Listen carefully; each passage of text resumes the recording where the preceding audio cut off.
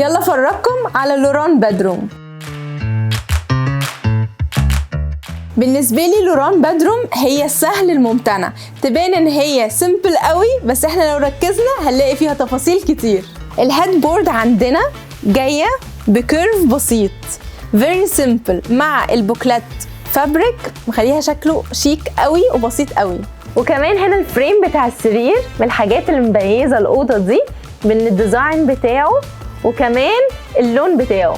عندنا النايت ستاند كمان، الفكره بتاعت الميكس ما بين الازاز والخشب وكمان القشره مخليه حلو جدا.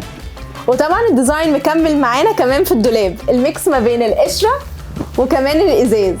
وطبعا ما نسيناش نعمل تقسيمه الدريسنج موجوده في كل الدولاب. وطبعا الدريسر هنا مميزه بالميرور بتاعتها برضو مكمل فيها ميكس القشره مع المرايه وكمان الاضاءه.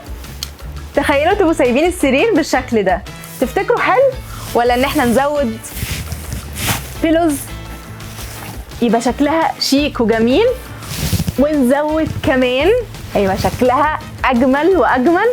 وكمان لما نحط واحده في السنتر بقى الشكل بيرفكت، في بالانس، في شياكه، وفي ان الكالر باليت بتتكرر معايا ما بين الكفر وما بين الكفر بتاع البيلو كمان. ايه رايكم؟